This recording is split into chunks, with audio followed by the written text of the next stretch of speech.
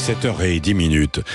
C'est le Figaro. En une ce matin, Sciences Po s'incline face à la pression islamo-gauchiste. La direction de l'école, bloquée vendredi par des manifestations pro-palestiniennes, a renoncé à sanctionner les agitateurs. La ministre de l'Enseignement supérieur l'en a remercié. Nous y revenons bien sûr dans C'est à la une ce matin sur Sud Radio, parce que peut-il maintenant se passer dans les universités après ces événements à Sciences Po, dans d'autres universités où il y a un appel également à bouger. Nous sommes avec Quentin Coton, qui est responsable de l'Uni Sciences Po à Paris. Bonjour. Bonjour. Merci d'être avec nous. Qu'est-ce que vous pensez alors de cet accord qui a été passé, parce que la direction d'école a renoncé à sanctionner les agitateurs avec l'accord de la ministre? Écoutez, Sciences Po se couche, c'est pas plus compliqué que ça. Aujourd'hui, ces organisations, elles se gargarisent de ce qui a été obtenu, et Sciences Po, en faisant ces négociations, a légitimé leurs revendications. Ils expliquent déjà sur les réseaux sociaux qu'ils recommenceront si jamais ils n'ont pas tout ce qu'ils veulent.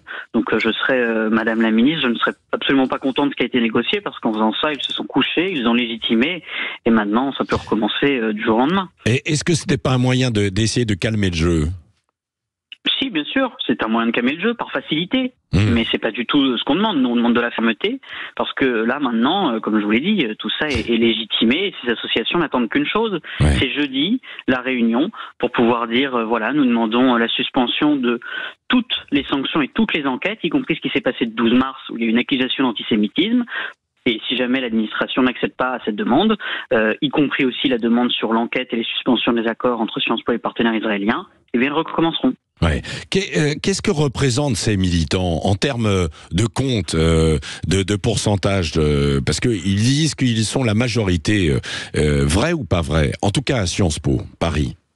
Enfin, c'est une minorité qui a été agissante. Ce que vous avez vu la semaine dernière, c'était une parade d'étudiants de Sciences Po, hors Sciences Po, de personnalités d'organisations d'extrême gauche pro-palestiniennes, dont le groupe Euro-Palestine, qui est quand même accusé de gravité autour d'acteurs accusés eux-mêmes d'antisémitisme.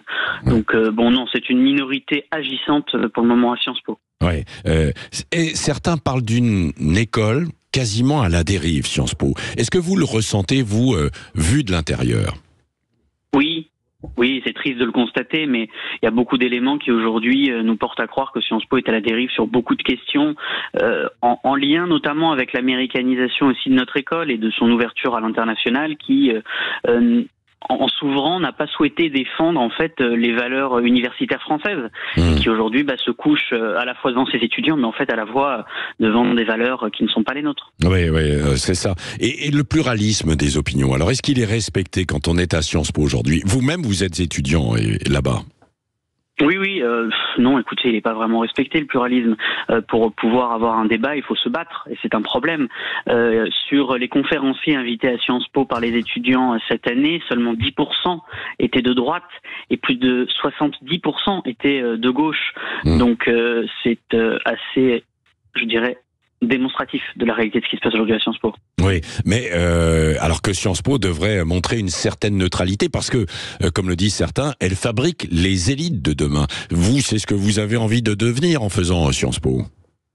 Ah oui et non, après d'autres étudiants vont dans le privé, mais c'est vrai qu'on est amené à avoir des postes assez importants dans la société, donc évidemment il est normal que les Français s'inquiètent aussi pour l'image que ça renvoie, il est normal que le gouvernement s'inquiète, puisque Sciences Po a quand même une image auprès des Français de cette école, comme vous dites, de l'élite, donc toutes ces inquiétudes sont totalement légitimes aujourd'hui. Ouais. Et est-ce que vous pensez qu'il peut y avoir un embrasement, ou en tout cas une contagion dans les autres universités en France?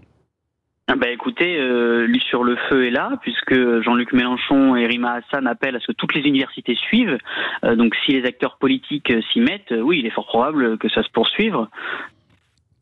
Est-ce que vous comprenez que sur le fond aussi, il doit y avoir un débat sur le conflit israélo-palestinien, indépendamment évidemment de ce qui s'est passé le 7 octobre, mais pour la création des deux États, des deux entités? Mais écoutez, oui, c'est normal qu'il y ait un débat, ça. C'est jamais ce qu'on a reproché. Il y en a déjà eu à Sciences Po, en fait. C'est vraiment ce désordre qu'on reproche. Et le fait qu'il n'y ait pas de fermeté et de sanctions. Parce qu'aujourd'hui, on n'est pas face à une minorité qui a envie de débattre. On est face à une minorité qui a envie d'abattre, plutôt. Oui, oui. Et là, vous-même, est-ce que vous sentez qu'il y a des élèves qui ne sont pas les bienvenus et qui sont, entre guillemets, rejetés quoi, de Sciences Po parce qu'ils ne sont pas dans la pensée dominante?